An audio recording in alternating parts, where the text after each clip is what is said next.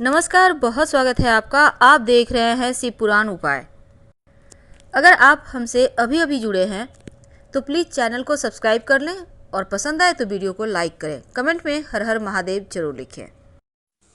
हमारे आसपास बहुत सारे ऐसे पौधे हैं जिनका तांत्रिक क्रियाओं में या फिर टोने टोटके में प्रयोग होता है, लेकिन आज हम जिस पौधे के बारे में बताएंगे ये पौधा मनोकामनाओं की पूर्ति करने वाला पौधा है। इस पौधे को साक्षात गणेश जी का स्वरूप या फिर ऐसा समझ ले कि शिव जी का सबसे पसंदीदा पौधा है ये मदार, जिसको हम आक भी कहते हैं। मदार के पत्ते, मदार के पुष्प और जड़, यहाँ तक कि मदार के दूध से भी वशीकरण होता है। आज हम आपको 3 प्रयोग बताएंगे जिससे आप शत्रु पर आप ये प्रयोग कर सकते हैं। शत्रु शांत हो जाएगा, वो बस में हो जाएगा। प्रेमी प्रेमिका लव रिलेशनशिप में परेशानी है या फिर वैवाहिक जीवन में समस्या है तो भी इसका वशीकरण कर सकते हैं। पूरी तरह से सात्विक है, इसमें किसी को हानि नहीं होगा। और तीसरा, अगर नौकरी व्यापार में परेशानी है तो भी आप वशीकरण कर सकते हैं। देखिए, मदार के पत्ते से वशीकरण करना बहुत आसान है। सामान्यतः आप ये कह सकते हैं आक का पौधा आपको हर जगह मिल जाएगा, लेकिन जो सफ़ेद वाला आक का पौधा है जिसको मदार कहते हैं, ये सबसे ज़्यादा इसका ही असर होता है जब आप किसी तरह का कोई टोना टोटका प्रयोग करते हैं। तो आप पहले ही देख लें कि वैसे तो रोड साइड मिल जाएगा आपको ये पेड़, तो पहले ही आप ढूंढ के रखें कि ये पेड़ सफ़ेद आक का कहाँ पे है, फिर आपको ये प्रयोग करना है। और जब भी आप प्रयोग करें तो पहले जाकर निमंत्रण दे आए आक के पौधे के पास। कैसे देंगे? आप एक सुपारी, एक सिक्का और थोड़ा सा जल लेकर जाएं, किसी बोतल में भी ले जा सकते हैं, और पेड़ के पास जल अर्पित करें जड़ में, और फिर यहाँ पर सुपारी और जो सिक्का है उसको रख दें और उनसे बोलें, अपना परिचय दें, आप कौन हैं, आपके पिता का नाम क्या है, आप किस प्रयोजन से उनके पास आए हैं, और फिर उनको प्रणाम करके आप घर आ जाइए और अगले दिन आप प्रयोग करें। इस बात का ध्यान रखिएगा। तो चलिए देखिए, अब हम एक छोटा सा प्रयोग आपको बताएंगे। कई बार क्या होता है ना, आंकड़े या मदार का जो प्रयोग है कई प्रकार की तांत्रिक क्रियाओं के लिए किया जाता है। तो आज हम बहुत तरह के प्रयोग होते हैं, पर हम आपको कोई बड़ा वाला तांत्रिक प्रयोग नहीं बताएंगे। हम पहले ही क्लियर कर दें, वो जो होता है मारन वाला, वो सब नहीं बताएंगे। सिंपल तरीके से आप शत्रुओं को शांत करें, आप प्रेमी प्रेमिका एक दूसरे के करीब आएँ, बस यही बताएंगे। तो चलिए हम जानते हैं। एक बात जान लें कि जिस घर में, घर के बाहर, बाउंड्री वॉल के बाहर मदार का आक का पौधा होता है, उस घर में कभी भी किसी की नज़र दोष नहीं लगती, नकारात्मक शक्तियाँ प्रवेश नहीं करती। अगर आपके घर के सामने मदार का पौधा है तो आप बहुत भाग्यवान हैं। अब जरूरी नहीं है कि गेट के ठीक सामने हो, आपके बाउंड्री वॉल के आसपास भी हो सकता है। तो ये पौधा का होना बहुत अच्छा होता है, क्योंकि आपके घर में लोगों का तंत्र क्रिया असर नहीं करेगा या फिर लोग कर ही नहीं पाएंगे। लेकिन सवाल ये भी है कि कहाँ पे लगाएं, किधर लगाएं। तो देखिए, उसके भी वास्तु में नियम है। आक का पौधा जो होता है ना, वो भले ही तंत्र क्रियाओं के लिए भी यूज होता है और उसको नष्ट भी करता है, और इसके दूध से भी वशीकरण होता है, इसके पत्ते का भी प्रयोग होता है।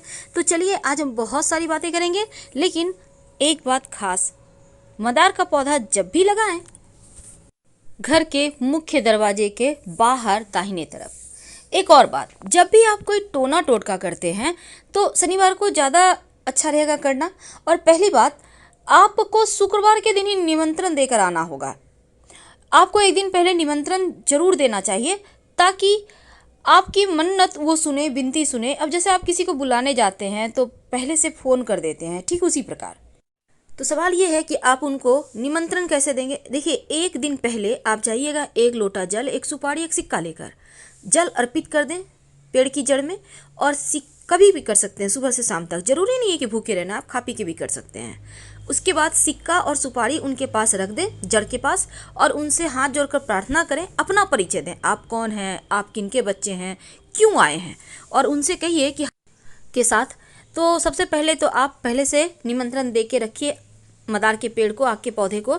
अब इसके बाद आप अगले दिन जाइए और जाकर आपको मदार का सिर्फ पुष्प नहीं तोड़ना, बल्कि जो पुष्प है और उसके साथ जो पत्ते हैं, नए नए जब पुष्प निकलते हैं तो पत्ते उसके साथ बहुत अच्छे से टच किए हुए होते हैं। तो आपको, या बड़े भी खिले हुए पुष्प है तो कोई बात नहीं, बस ये कोशिश करना है कि पत्ते भी आपको लेकर आना है। अब इसको लाकर आप पत्ते और पुष्प लगा हुआ ही रहे, टूटे, उसको तोड़ना नहीं है। अब लाकर हनुमान जी के मंदिर में जाइए।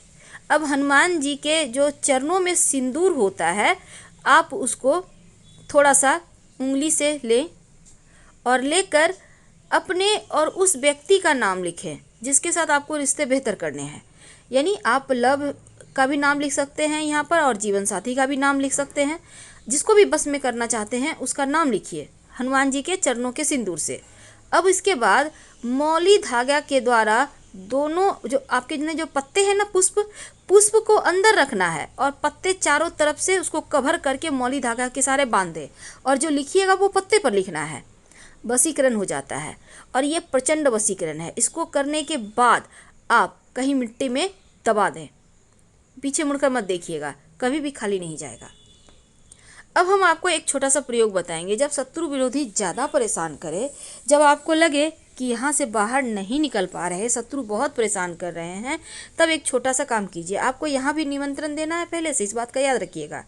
अब आपको ये प्रयोग देखिए, जो शत्रु है उसी के ऊपर कीजिएगा। आपको सफ़ेद वाला आक का पौधा है, वहाँ पर आप जाइए।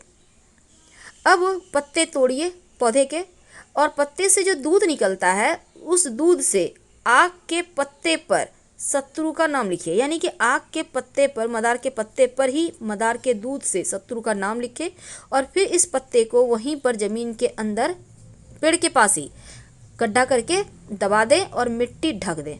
शत्रु बस में हो जाएगा, शत्रु शांत हो जाएगा और आप फिर परेशान नहीं होंगे। वैसे ये प्रयोग एक ही बार में काम करता है। संभव हो तो जैसे ग्रहण होता है, पूर्णिमा है, अमावस्या है, शनिवार है, इन सभी दिनों में अगर ये प्रयोग करें तो वो ज़्यादा असर करेंगे, जल्दी अपना असर दिखाएंगे।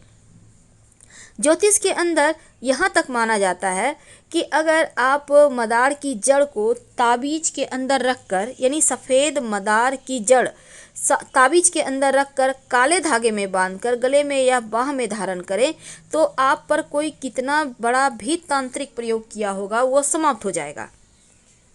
तो अगर आपको भी लगता है आपके घर के आसपास किसी ने कुछ किया है तो ये प्रयोग कर सकते हैं और 1 महीना के बाद मिट्टी में दबा दें। तो चलिए सबसे अंत में एक खास उपाय। कई बार क्या होता है, आपके ऑफिस में, आपके व्यवसाय स्थल पर लोग बहुत परेशान करते हैं, कई बार घर में भी लोग परेशान करते हैं। तो ऐसे में एक छोटा सा काम कीजिए। आक के मदार के पत्ते से ये भी वशीकरण होता है, लोग परेशान नहीं करेंगे। तो आपको मदार के पेड़ की जड़ किसी भी शनिवार के दिन थोड़ा सा तोड़ कर ले आइए, लेकिन पहले शुक्रवार की शाम निमंत्रण दे आइएगा। और इसके साथ ही एक पत्ता भी तोड़ कर ले आइए, आक का जड़ थोड़ा सा और एक पत्ता। अब इसको मदार के जो पत्ते हैं और जड़ है इसको ले आइए। अब इनको पीस लीजिए अच्छे से और फिर किसी मदार के पत्ते को धोकर, यानी कि जो जड़ है उसको पीस लिया, अब मदार के पत्ते को धो लीजिए, उसके ऊपर जड़ को थोड़ा सा घी के साथ रखिए। अब इसका आप तिलक कर सकते हैं, जिसके भी सामने जाएंगे वो बस में हो जाएगा। आप चाहें तो मदार के पत्ते भी पीस लें, मदार का जड़, मदार का पत्ता और थोड़ा सा घी मिक्स करके। ये प्रचंड वशीकरण है। आपके नौकरी रोजगार में भी आपको समस्या नहीं आएगी, कोई भी आपके सामने टिक नहीं पाएगा और ये वशीकरण तिलक है। वैसे तो आप वशीकरण के लिए यहाँ पर आप चाहें तो लाजवंती के पौधे का जड़ भी डालकर, पीसकर डालकर आप प्रयोग कर सकते हैं, इससे भी वशीकरण होता है। तो छोटे छोटे प्रयोग हैं पर इसके असर आपको बहुत लंबे समय तक दिखेंगे। अब देखिए, सफ़ेद मदार की जड़ और पत्ते से जो वशीकरण होता है वो कभी खाली नहीं जाता।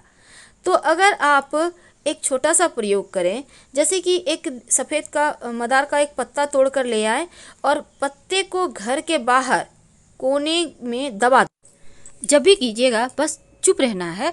अब ये नहीं कि बातचीत कर रहे हैं, प्रयोग कर रहे हैं, बिल्कुल ऐसा ना करें। चुपके से करना होता है टोटका, जैसे कोई टोके नहीं, बातचीत ना करें। और शत्रु वाला आप उपाय जरूर कर लीजिए।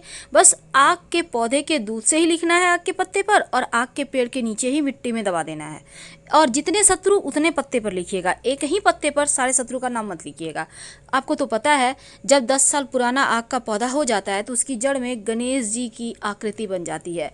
और ऐसा कहीं आपको मिल जाए तो जरूर घर ले आइए और विधिवत पूजा आराधना करें। आपके जीवन में धन की कमी कभी नहीं होगी। लेकिन इसी आग के पौधे की जड़ को अगर आप शिवलिंग पर अर्पित कर दें और फिर इस जड़ को जो स्त्री संतान की चाहत रखती है वो अपने कमर में सफ़ेद धागा या लाल धागा में बांध कर पहन ले तो 3 महीने के अंदर गर्भाधान होता है, संतान की प्राप्ति होती है।